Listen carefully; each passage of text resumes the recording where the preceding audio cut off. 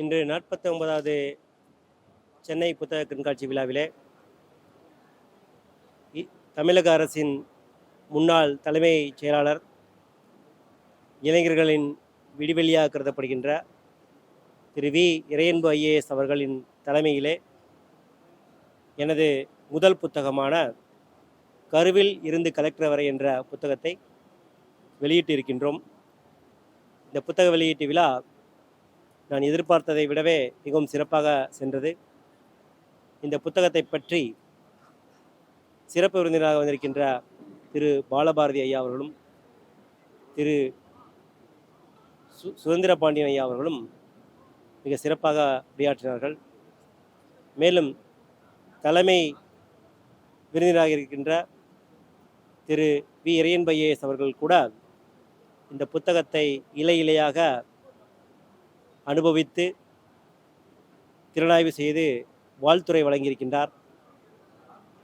அவரின் அந்த வாழ்த்துக்களுக்கும் அவரின் திறனாய்வுக்கும் மிகவும் நன்றி. இந்த புத்தகம் இளைஞர்களுக்கு மிகப்பெரிய ஊக்க சக்தியாக இருக்கும், ஒரு வழிகாட்டியாக இருக்கும் என்பதை அவர் உறுதி செய்திருக்கிறார். பொதுவாக புத்தகங்களின் பக்கங்களை நாம் புரட்டுவதுண்டு, ஆனால் இந்த புத்தகம் மனிதர்களை புரட்டி போடும் என்ற வாசகத்தை சொல்லியிருக்கிறார். எனவே இளைஞர்களுக்கும் மாணவர்களுக்கும் அவர்கள் வாழ்க்கை நல்ல வகையிலே புரட்டி போடும் இந்த புத்தகமாக இருக்கும் என்று நம்புகிறேன். எனவே பெற்றோர்களுக்கும் இந்த புத்தகம் அவர்கள் குழந்தைகளுக்கு பரிசளிப்பாக கொடுக்கும் வகையிலே சிறந்த புத்தகமாக வெளிவந்திருக்கிறது. இந்த புத்தகம் கண்டிப்பாக மக்களிடையே ஒரு நல்ல மாற்றத்தை ஏற்படுத்தும் என்ற நம்பிக்கை எனக்கு இருக்கிறது. வாழ்த்துக்கள். நன்றி. நிகழ்ச்சி நடப்பதற்கு மூல காரணமாக மிகவும் வெளிப்படையாக தன்னுடைய வாழ்க்கையை நம் முன்னால் புத்தகமாக விரித்து வைத்திருக்கின்ற அன்பிற்குரிய திரு ராம் பிரசாத் மனோகர் அவர்களே,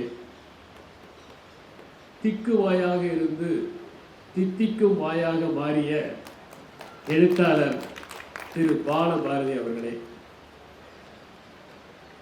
இங்கே மின்னணு துறையில் மின்னிக் கொண்டிருக்கின்ற நண்பர் திரு ஜெயக்குமார் அவர்களே, இந்த மேடையில் நிகழ்ச்சிகளை தொகுத்து வழங்கும் போது இயல்பாக பேசுகிற போது சரளமாகவும்,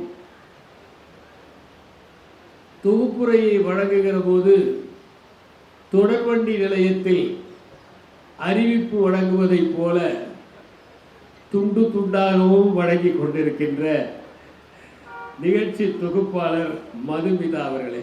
காரணம் என்னவென்றால், அவர் கைபேசியில் படிப்பதால் துண்டு துண்டாக வருகிறது. இயல்பாகவே பேசலாம்.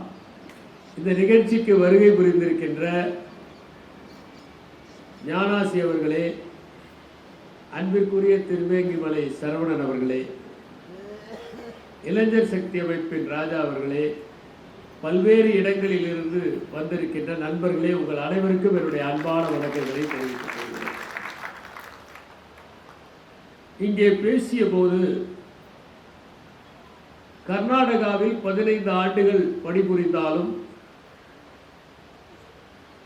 தொழில் முறையில் தமிழை பேசுபவரை போல இந்த மேடையில் ஒரு தோரணையோடு நின்று தன்னுடைய பேச்சை வழங்கிய இங்கே வருகை புரிந்திருக்கின்ற பெரு மதிப்பிற்குரிய பொதுவுடைமை இயக்கத்தினுடைய தலைவராக இருக்கின்ற திரு மதிப்பிற்குரிய திரு பாலகிருஷ்ணன் அவர்களே, உங்களுக்கும் என்னுடைய அன்பான வணக்கங்கள். இந்த நிகழ்ச்சியில் அவர் இங்கே வருகிற போது 15 ஆண்டுகள் கர்நாடகாவில் பணிபுரிந்தாலும் ஏதோ ஒரு தொழில்முறை பேச்சாளர் தொடங்குவதைப் போல ஒரு தோரணையோடு அவர் நின்ற விதமும், அவர் தன்னுடைய முகத்தை திருப்பி பார்த்த விதமும், அவரிடம் இன்னும் தமிழ் உணர்வு 100க்கு 100 இருக்கிறது என்பதால் அதற்காக நாம் அவரை பாராட்ட வேண்டும். இந்த புத்தகம் எதை குறித்தது என்பதை பற்றி எல்லோரும் தெளிவாக பேசிவிட்டார்கள். வெற்றி பெற்றவர்கள் தன்னுடைய வெற்றியின் ரகசியங்களை அடுத்தவர்கள் காதில் கிசுகிசுப்பதே இல்லை. அவர்களே வெற்றி பெற்று விடுவார்களோ என்று நினைப்பது உண்டு. எனவே நான் பெற்ற வெற்றி மகத்தான வெற்றி இதன் ரகசியத்தை யாரும் தெரிந்து கொள்ளவே கூடாது என்று நினைப்பவர்கள் தான் அதிகம். ஆனால் அதை ஒவ்வொன்றாக பிரித்து வைத்து எல்லோருக்கும் சாத்தியம் என்று சொன்னது இந்த நூலின் முதல் சிறப்பு. இந்த நூலிலே அவர் எத்தகைய சாதாரண பின்னணியிலிருந்து தான் வந்திருக்கிறோம் என்பதையும் ஒளிவு மறைவு இல்லாமல் அப்பட்டமாக எழுதியிருக்கிறார். இங்கே அவரே கூறியதைப் போல எளிமையான குடும்பம், கர்ப்பமாக இருக்கிற தாயாருக்கு விபத்து ஏற்படுகிறது, மருத்துவர்கள் சொல்கிறார்கள் நீங்கள் கலைத்து விடுவது நல்லது, குழந்தை ஒருவேளை மாற்றுத்திறனாளியாக பிறப்பதற்கான வாய்ப்பு இருக்கிறது என்கிறார்கள்.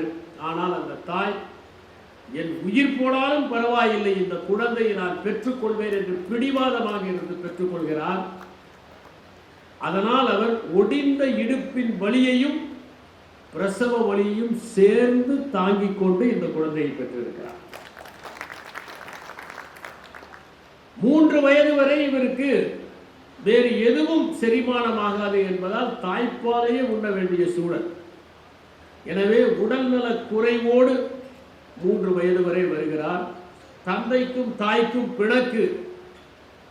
ஆளுக்கு ஒரு குழந்தையை பிரித்துக் கொள்கிறார்கள். இப்போது தந்தையோடு போக வேண்டிய நிலை. ஆனால் அந்த 3 வயதிலேயே முதிர்ச்சியுடன் நீங்கள் கவலைப்படாதீர்கள், நாம் சேர்ந்து விடுவோம் என்று தாயை தேற்றுகிறார். தந்தையோடு வளர்கிறார். தந்தை தள்ளு வண்டியிலே இவரை அங்கும் இங்கும் கூட்டிச் செல்கிறார். அப்போதெல்லாம் அவர் பல்வேறு சிந்தனைகளை எடுத்து சொல்கிறார். அவர் எழுதியிருக்கிறார், திராவிட இயக்க சிந்தனைகளை எல்லாம் என் தந்தை எனக்கு சொல்லுவார் என்று எழுதியிருக்கிறார். அது மட்டும் இல்லாமல் காந்தியடிகள், வல்லபாய் பட்டேல், பெரியார், அண்ணா போன்ற பலருடைய வாழ்க்கையை பற்றி அவர் இவரிடம் சொல்ல சொல்ல கேட்டேன். எனவே தந்தை எனக்கு அறிவு புகட்டிய ஆசானாக இருந்தார் என்று சொல்கிறார். 7 வயது ஆகிற போது தந்தையும் தாயும் இணைந்து விடுகிறார்கள். அதற்கு அவர் சொல்லியிருக்கிற தலைப்பு மீண்டும் எனக்கு கிடைத்த தாயின் சேலை தலைப்பு. எவ்வளவு அழகாக இருக்கிறது. அவரிடம் ஒரு கவிஞரும் இருக்கிறார். அப்படி ஒரு அழகான தலைப்போடு அதை எழுதுகிறார். மறுபடியும் தாய் வந்து விடுகிறார். வீட்டிலே பெரிய வசதிகள் இல்லை. எனவே விடுமுறை நாட்களில் கடைகளில் எல்லாம் சின்ன சின்ன வேலைகள் செய்து அதில் ஈட்டுகிற வருமானத்தை வைத்துக் கொண்டு பள்ளி கட்டணத்தையும் நூல்களையும் சமாளித்துக் கொள்கிறார். இதையெல்லாம் இன்றைய இளைஞர்கள் சிந்தித்து பார்க்க வேண்டும். எல்லா வசதிகளும் கிடைக்கிற போது அதை பற்றி நாம் சிந்தித்து பார்ப்பதில்லை. எனக்கு ஒரு சம்பவம் நினைவுக்கு வருகிறது. ஆப்பிரிக்காவிலே 300 அடி வளர்கிற மரங்களின் விதைகளை கொண்டு வந்து இந்தியாவிலே நட்டார்கள். 30 அடி கூட வளரவில்லை. ஏனென்றால் அங்கே 300 அடி வளர்ந்தால்தான் கீழே வேர் சென்று நீரை உறிஞ்ச முடியும், மேலே கிளை சென்று சூரிய ஒளியை பெற முடியும். வளர்ந்துதான் தீர வேண்டும் என்கின்ற கட்டாயம் பற்றாக்குறையால் ஏற்பட்டது. ஆனால் இங்கே அனைத்தும் தாராளமாக கிடைக்கிறது, வளர வேண்டிய தேவையே இல்லை என்று 30 அடியிலேயே முடிந்து விடுகிறது அவற்றின் வளர்ச்சி. எனவே ஒரு பற்றாக்குறை சூழலில் படித்து தன்னை விருத்தி செய்து கொள்கிறார். அதற்கு பிறகு பள்ளிக்கு அருகிலே இருக்கிற நூலகங்களில் எல்லாம் சென்று படிக்கிறார். வீட்டிலே தாய் வருமானத்திற்காக தீப்பெட்டியை எல்லாம் சேகரிக்கின்ற, தீப்பெட்டியிலே மருந்து தடவுகிற தொழிலை செய்கிறார். இவரும் பள்ளியை முடித்துவிட்டு வந்து அதை செய்து அந்த வயதிலேயே ஒரு பொறுப்புணர்வை கற்றுக்கொள்கிறார். வீட்டிற்கு ஒரு வருமானத்தை பெற்றுத் தருகிறார். பள்ளிக்கு செல்கிறார். ஒரு விடுமுறை நாளில் தலைமை ஆசிரியருடைய அறையில் யாரோ 3-4 பேர் திருடி கொண்டிருக்கிறார்கள். எனக்கு ஒரு சின்ன சம்பவம் நினைப்பு வருகிறது. ஒருவருக்கு திடீரென்று தொலைபேசியிலே அழைப்பு வருகிறது. கல்லூரி பேராசிரியர், உங்கள் அறையில் ஏதோ திருட்டு போய்விட்டு இருக்கிறது, அறை திறந்து கிடக்கிறது, புத்தகங்கள்லாம் கலைந்து கிடக்கின்றன, பேனாவின் மூடியை கூட யாரோ திறந்து வைத்திருக்கிறார்கள், வந்து பாருங்கள் என்ன திருடு போனது. அவர் வந்தார், அனைத்தையும் ஆராய்ந்தார்.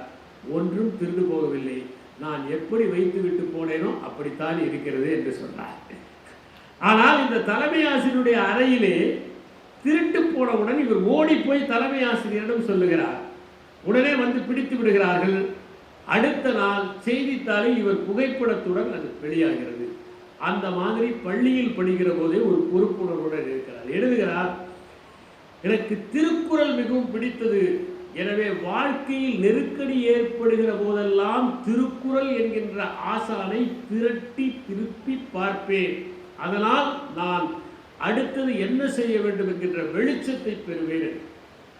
இங்கே மற்றவர்கள் கூறியதைப் போல நுழைவுத் தேர்வுக்கு தாலியை கரட்டி கொடுக்கிறார், படிக்கிறார், கால்நடை மருத்துவத்தில் இணைகிறார். பொதுவாகவே கால்நடை மருத்துவர்களை நீங்கள் கவனித்தால் அவரிடம் ஒரு பண்பை பார்க்கலாம், மிகுந்த பொறுமைசாலியாக இருப்பார். கால்நடைகளுக்கு மருத்துவம் பார்க்கிறவர்கள் கால்நடைகளுக்கு மட்டும் மருத்துவம் பார்ப்பதில்லை. அவர்கள் ஆடுகளுக்கு பார்ப்பார்கள், கோழிகளுக்கு பார்ப்பார்கள், நாய்களுக்கு பார்ப்பார்கள், பூனைகளுக்கு பார்ப்பார்கள், முயல்களுக்கு பார்ப்பார்கள், வான்கோழிகளுக்கு பார்ப்பார்கள், நெருப்பு கோழிகளுக்கு பார்ப்பார்கள், எருமைகளுக்கும் பார்ப்பார்கள். ஆனால் அந்த மருத்துவத்தில் இத்தனை விலங்குகளுக்கும் வெவ்வேறு பாகங்கள் வெவ்வேறு விதமாக இருந்தாலும் அனைத்தையும் அவர்கள் 5 ஆண்டுகளிலே படித்து அந்த மருத்துவத்தை பார்க்க வேண்டும். ஒரு சின்ன சம்பவம், மனிதர்களுக்கு மருத்துவம் பார்க்கிற ஒருவரிடம் ஒருவர் வந்தார். எனக்கு உடல்நிலை சரியில்லை என்றார். என்ன செய்கிறது என்றார் மருத்துவர். நீங்களே கண்டுபிடியுங்கள், அருகிலே ஒரு மருத்துவமனை இருக்கிறது, அங்கே சென்றால் அவங்களுக்கு வைத்தியம் பார்ப்பார். அந்த மருத்துவமனை கால்நடை மருத்துவமனை. அவர் போய்விட்டு வேகமாக வந்து, என்னை இப்படி சொல்லிவிட்டீர்கள், கால்நடை மருத்துவமனைக்கு என்னை போக சொல்கிறீர்கள். அங்கேதான் விலங்குகள் பேசாமல் மருத்துவர்களே கண்டுபிடித்து மருத்துவம் செய்வார்கள்.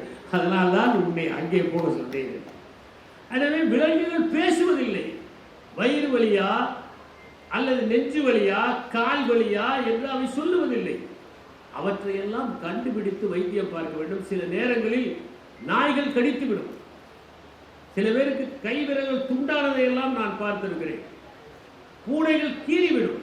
ஆனால் பொறுமையாக அவை கடித்தாலும் வைத்தியம் பார்க்கின்ற நல்ல உள்ளம், பரந்த உள்ளம், பொறுமை உள்ளம் கால்நடை மருத்துவர்களுக்கு உண்டு. அவர் கால்நடை மருத்துவராக சேர்ந்ததனால் தான் இவ்வளவு பொறுமையாக வாழ்க்கையில் படிப்படியாக முன்னேறி இருக்கிறார். அவருடைய ஆளுமை தேர்விலே நடந்த ஒரு சம்பவத்தை குறிப்பிடுகிறார். அது நேர்காணல் அல்ல, ஆளுமை தேர்வு என்று அடுத்த பதிப்பில் மாற்றிவிடுகிறார். அந்த ஆளுமை தேர்விலே ஒரு கேள்வி கேட்கிறார். நீங்கள் தேனிலவிற்கு எங்கே சென்றீர்கள்? கேட்கிற கேள்வியா இது? இதை போய் கேட்கலாமா? இப்படி ஒரு கேள்வி கேட்கிறார்கள். அதற்கு இவர் சொன்ன பதில், நான் மட்டும் எப்படி முடிவு செய்ய முடியும்? என்னுடைய வருங்கால மனைவியிடம் கேட்டுதான் நான் முடிவு செய்வேன் என்று ஒரு நல்ல பதிலை சொல்லியிருக்கிறார். முதலில் அவர் இந்திய காவல் பணிக்கு தேர்ந்தெடுக்கப்படுகிறார். அங்கே செல்லி பயிற்சிகள் எல்லாம் மேற்கொண்டாலும் இவருக்கு இந்திய ஆட்சி பணியின் மீது ஒரு காதல். பிறகு இந்திய ஆட்சி பணிக்கு தேர்ந்தெடுக்கப்படுகிறார். இப்படி 10 ஆண்டு முயற்சியின் பலனை நான் அடைந்தேன் என்று குறிப்பிடுகிறார். அங்கே திவ்யா என்கிற பெண்ணை பார்க்கிறார். இவருக்கு பிடித்து போய்விடுகிறது. அந்த பெண்ணிடம் எப்படி சொல்வது என்கின்ற ஒரு கூச்ச சுபாவம். அந்த பெண்ணை பார்த்து பொறுமையாக, நான் உங்களை விரும்புகிறேன், நாம் திருமணம் செய்து கொண்டால் நன்றாக இருக்கும் என்று சொல்கிறார். உடனே திவ்யா சொல்கிறார், நான் இதை முடிவு செய்ய முடியாது. உங்களுடைய நல்ல குணங்கள் எல்லாம் எனக்கு பிடித்திருக்கிறது, ஆனால் பெற்றோருடைய சம்மதத்தோடு தான் நான் திருமணம் செய்து கொள்வேன். எவ்வளவு ஒரு கண்ணியமான ஒரு நட்பு பாருங்கள். பிறகு இருவரும் திருமணம் செய்து கொள்கிறார்கள். அவர் இந்திய வனப்பெண். அவர் கர்ப்பமாக இருக்கிற போது இந்த தேர்வை எழுதலாமா வேண்டாமா என்கிற போது நீங்க எழுது என்று கட்டாயப்படுத்துகிறார். எங்குமே பயிற்சிக்கு செல்லாமல் அங்கேயே எழுதி சின்ன குழந்தை, பிறந்த குழந்தையை விட்டுவிட்டு அவர் பயிற்சிக்கு செல்கிறார். இந்திய ஆட்சிப்படி அவருக்கு கிடைத்திருக்கிறது. இப்படி வாழ்க்கையில் பல போராட்டங்களுக்கு இடையே அவர் படிப்படியாக முன்னேறியதையெல்லாம் இந்த நூலிலே எழுதியிருக்கிறார். முதலிலே பட்கல் என்கின்ற ஊரில் அவருக்கு சார் ஆட்சியராக பணி கிடைக்கிறது. அங்கே போவதற்கு முன்னால் இவருக்கு வேறொரு ஊருக்கு ஆணை முதலிலே கொடுக்கப்படுகிறது. ஆனால் அங்கே போவதற்கு முன்னாலேயே ஒரு மாற்றல் வந்து விடுகிறது. அதுதான் பட்கல். ஆனால் கவலைப்படாமல் அங்கே செல்கிறார். வந்தவர்கள் மனு கொடுக்கிறார்கள். கன்னட மொழியிலே இருக்கிறது. கன்னடம் இவருக்கு தெரியாது. பிறகு கன்னடத்தை கற்றுக்கொள்கிறார். கன்னடத்தில் நல்ல புலமையை பெறுகிறார். மக்களுடைய பிரச்சனைகளை எல்லாம் சந்திக்கின்றார். நமக்கெல்லாம் பெல்லாரி என்றால் நினைவுக்கு வருவது வெங்காயம்தான். ஆனால் பெல்லாரியிலே ஒரு மாவட்ட ஆட்சித்தலைவராக பொறுப்பேற்கிறார். அங்கேதான் திரு பாலபாரதி அவர்கள் குறிப்பிட்டதை போல நலத்திட்டங்களை எல்லாம் செயல்படுத்துகிறார். வீட்டுக்கு வீடு சென்று கழிப்பிடங்களை கட்ட வேண்டும் என்று பரப்புரை செய்கிறார். நான் கூட காஞ்சிபுரத்திலே இருந்தபோது இந்த வீட்டுக்கு வீடு கழிப்பறை கட்டுவது 1997-8 மிகவும் குறைவாக இருந்தது. மக்கள் கழிப்பறை வீட்டில் இருக்கக்கூடாது அது என்று ஒரு சம்பிரதாயமாக நினைத்திருந்தார்கள். அப்போது நான் சில கிராமங்களை எடுத்துக்கொண்டு ஒவ்வொரு வீடாக சென்று கட்டும்படி சொன்னதனால் என் இலக்கையும் அடைந்தேன், அவர்கள் உடல் நலத்தையும் அடைந்தார்கள். எனவே இவற்றையெல்லாம் ஒரு பரப்புரையின் மூலமாகத்தான் செய்ய முடியும். அதை செய்து அது மட்டுமல்ல, அவர் அங்கன்வாடி மையங்களை எல்லாம் ஒரு மனித வள மேம்பாட்டு மையமாக மாற்ற வேண்டும் என்று செயல்பட்டிருக்கிறார். ஒரு நாள் ஒரு பழங்குடியினர் குழந்தை அது குடிசையிலே உணவை வைத்துக் கொண்டிருக்கிறது. ஒரு பன்றி வந்து அதை பிடுங்கி சாப்பிட்டுக் கொண்டிருக்கிறது. அதை பார்த்து கண் கலங்கி அதற்கு தேவையான உதவிகளை எல்லாம் செய்கிறார். இப்படி எளிய மக்களின் பால் பரிவும் கனிவும் கொண்டு பணியாற்றி இருக்கிறார் அவர் மாவட்ட ஆட்சியராக. ஒவ்வொரு கட்டத்திலும் அவர் இதை எழுதுகிறார். மாவட்ட ஆட்சியர் என்பது ஒரு அலங்காரமான பதவி அல்ல, அது ஒரு பொறுப்பு. நாம் நம்முடைய கடமைகளை எல்லாம் செம்மையாக செய்ய வேண்டும் என்கின்ற உணர்வோடு நாம் செய்தால்தான் அதிலே நாம் வெற்றியை பெற முடியும். அதனால் அந்த பணி என்பது மக்களுக்கு சேவையாற்றுகிற ஒரு பணி என்பதை உணர்ந்து நான் ஒவ்வொரு கட்டத்திலும் எளிய மக்களுக்காக பணியாற்றினேன் என்று எப்படியெல்லாம் அவர் பல நலத்திட்டங்களை எல்லாம் செயல்படுத்தினார் என்பதை எழுதியிருக்கிறார். இறுதியாக இளைஞர்களை பார்த்து நீங்கள் உங்களுடைய திறமைகளை வளர்த்துக் கொள்ள முடியும், ஆங்கிலத்தை வளர்த்துக் கொள்ள முடியும். தன்னம்பிக்கை இருந்தால் நீங்கள் எளிய பின்னணியில் இருந்தால் கூட உங்களை மேம்படுத்திக் கொள்ள முடியும். நூல்களை வாசியுங்கள், உங்களை மேம்படுத்திக் கொள்ளுங்கள், கடின உழைப்பை சிந்துங்கள், உங்களுக்கு தோல்வி வந்தால் கலங்காதீர்கள் என்று இறுதியாக தன்னுடைய வாக்கு மூலமாக இளைஞர்களுக்கு தெரிவிக்கிறார். இதுதான் நூலினுடைய சார்.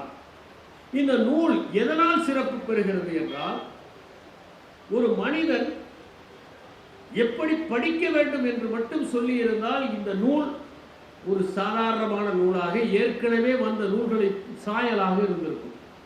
ஆனால் தான் எப்படியெல்லாம் சிரமப்பட்டோம் என்கின்ற சுயசரித குறிப்புகளை சிறிதும் மிக இல்லாமல் சிறிதும் பெருமிதம் இல்லாமல் மிகுந்த தன்னடக்கத்துடன் மிகுந்த பணிவுடன் இந்த நூலிலே அவர் பதிவு செய்திருக்கிறார். எப்போதுமே மனிதர்களிடம் குறைவாக இருப்பது நன்றி உணர்வு. நாம் யாரையாவது முன்னுதாரணமாக கொண்டாலோ யாருடைய தாக்கத்தினால் உயர்ந்தாலோ அதையெல்லாம் நாம் வெளியே சொல்வதில்லை. தனிப்பட்ட முறையில் வந்து சொல்வார்கள், நீங்கள் எனக்கு வழிகாட்டினீர்கள் என்று. ஆனால் ஒரு அவையின் முன்னால் அனைவரின் முன்னால் அதை சொல்ல மாட்டார்.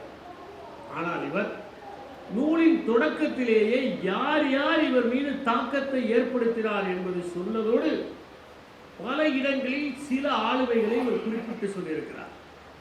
இந்த நன்றி அறியும் உணர்வுதான் இவரை இந்த நிலைக்கு கொண்டு வந்திருக்கிறது என்று நான் கருதுகிறேன்.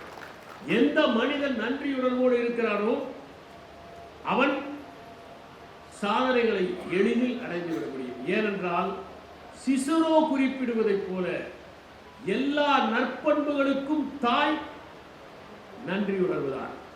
நன்றியுணர்வு இல்லாத மனிதனிடம் எதையும் பார்க்க முடியாது. தாரோஷிகா காப்பாற்றிய மாலிக் ஜீவன் என்பவனே தாரோஷிகாவை காட்டிக் கொடுத்து விடுகிறார். வரலாறு என்பது வர்க்க தகராறு ஒரு பக்கம், இன்னொரு பக்கம் துரோகங்களின் தொகுப்பாகவும் இருப்பதை நாம் பார்க்கிறோம்.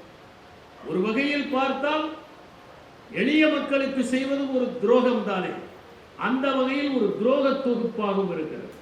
அப்படிப்பட்ட ஒரு சூழலில் நன்றியுணர்வு மிகுந்தவராக இருப்பதோடு அவருடைய தாய் சின்னத்தாய் அவர்களையும் தந்தை வரதராஜன் அவர்களையும் தொடர்ந்து அவர் எழுதி அவர்களுக்கு தன்னுடைய நன்றி மலர்களை காணிக்கையாக்கிக் கொண்டே இருக்கிறார்.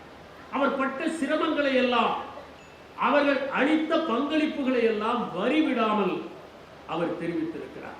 தனக்கு உதவிய நண்பர்களை, தனக்கு வழிகாட்டிய ஆசிரியர்களை தவறாக எழுதியதற்காக கன்னத்தில் அறைந்த ஆசிரியர்களை எல்லாம் எழுதி தன்னுடைய வாழ்க்கையில் அப்படிப்பட்டவர்கள்தான் மாற்றங்களை, மறுமலர்ச்சியை, முன்னேற்றத்தை முகிழ்க்க வைத்தார்கள் என்பதை இந்த நூலிலே பதிவு செய்திருக்கிறார். எனவே இந்த நூலை திரு பாலபாரதி அவர்கள் குறிப்பிட்டதைப் போல ஒரு நாவலை படிப்பதைப் போல நாம் படித்து விட வேண்டும். அந்த அளவிற்கு இதை சுவையாக எழுதியிருக்கிறார். வெறும் கட்டுரைகளாக இல்லை, ஒரு கதையைப் போல, ஒரு கதை அம்சத்தோடு இதை எழுதியிருக்கிறார். எனவே பக்கங்களோடு 350 பக்கங்கள், 349 ரூபாய். அது மட்டுமல்ல, இதிலே வருகிற தொகையை கூட எளிய மக்களுக்காக பயன்படுத்துவேன் என்று ஒரு வாக்குமூலமும் கொடுத்திருக்கிறார். நீங்கள் எந்த எளிய மக்களுக்கு பயன்படுத்த வேண்டும் என்று விரும்புகிறீர்களோ அவர்களை நாங்கள் தேர்ந்தெடுத்து கொடுக்கிறோம் என்பதை மட்டும் இந்த நேரத்தில் சொல்லிக் கொள்கிறேன். எனவே அப்படி இந்த நூலை ஒரு சுவையானதாக அவர் எழுதியிருக்கிறார். ஒவ்வொரு தலைப்பும் ஒரு கவிதை தரத்தோடு இருப்பதையும் நான் படிக்க முடியும். அவரிடம் ஒரு புனைவு எழுத்தாளர் இருக்கிறார் என்பதை புரிந்து கொள்ள முடிகிறது. இப்போது நாம் வெளியிட்டிருப்பது கருவிலிருந்து கலெக்டர் வரை. இன்னும் 15 ஆண்டுகள் கழித்து நாம் வெளியிடப் போவது கலெக்டரில் இருந்து தலைமைச் செயலாளர் வரை. நன்றி. தடைகளை படிக்கலாக மாற்ற வேண்டும் என்றால் முதலில் நாம் பார்க்கின்ற கோணத்தை மாற்றி அமைக்க வேண்டும். இன்னைக்கு நம்ம புத்தக கண்காட்சி திருவிழாவுக்கு வந்திருக்கிறோம். வந்திருக்கும் போது ஐயா சொன்னாங்க, திரு இறையன் பையா அவர்கள், இங்கே 100,000 புத்தகங்கள் இருக்குது. ஆனால் அந்த புத்தகத்தில் ஏதோ ஒரு புத்தகத்தில் நமக்கு ஒரு வாசகம் கிடைக்கும். அப்படிப்பட்ட வாசகம் நம்ம வாழ்க்கையை மாற்றி அமைக்கும். அப்படி என்னுடைய வாழ்க்கையுமே கூட மாற்றி அமைக்கும் சம்பவங்கள் உண்டு. முக்கியமாக எனக்கு அவ்வளவாக ஆங்கிலம் பேச தெரியாது, எழுத தெரியாது. ஏனென்றால் நான் தமிழ் வழியிலே பயின்ற மாணவன். தமிழ் வழியிலே பயின்ற மாணவன் ஐஏஎஸ் தேர்வு ஆக முடியுமா? அரசு பள்ளியிலே பயின்ற மாணவன் ஐஏஎஸ் தேர்விலே செலக்ட் பண்ண ஆக முடியுமா? இப்படியெல்லாம் பல கொஸ்டின்ஸ் இருக்கும். இதையெல்லாம் எப்படி தடைக்கற்களை படிக்கற்களாக மாற்றினேன் என்பதை பற்றி அக்குவேராக ஆணிவேராக இந்த புத்தகத்திலே குறிப்பிட்டிருக்கின்றேன். அதை ஆழமாக உணர்ந்தால் இன்றைய இளைய தலைமுறையினருக்கு இருக்கின்ற வாய்ப்புகள் ஏராளம். அன்றைய காலகட்டத்தை விட இன்றைய காலகட்டத்திலே ஏராளமான வாய்ப்புகள் இருக்கின்றன. வெறும் ஐஏஎஸ், ஐபிஎஸ், டிஎன்பிஎஸ்சி தேர்வு மட்டுமல்ல, எல்லா துறைகளிலுமே சாதிக்கின்ற ஒரு வாய்ப்புகள் இருக்கின்றன. ஆனால் சாதிக்கும் முயற்சியிலே கண்டிப்பாக தோல்விகள் வரும், துன்பங்கள் வரும், சவால்கள் வரும், தடைகள் வரும், ஏற்றங்கள் இறக்கங்கள் வந்தே தீரும். ஆனால் ஒவ்வொரு நிமிடத்திலுமே அந்த தடைகளையும் அந்த சவால்களையும் சாதனைகளாக மாற்றுகின்ற திறன் உங்களிடம் இருக்கின்றது. அதை நீங்கள் பார்க்கின்ற பார்வையை மாற்றும்போது கண்டிப்பாக அது உங்களுக்கு கிடைக்கும். இது இரண்டாவது தத்துவம். மூன்றாவது மிகப்பெரிய தத்துவம் அல்லது மிக எளிய தத்துவம் என்று சொல்ல வேண்டுமென்றால், உங்கள் வாழ்க்கையை நீங்கள் உங்களுக்காக வாழ்வதிலே ஒரு வாழ்க்கை. பொதுவாக நாம் எல்லோரும் கூட சாதாரணமாக கனவு காண்போம்.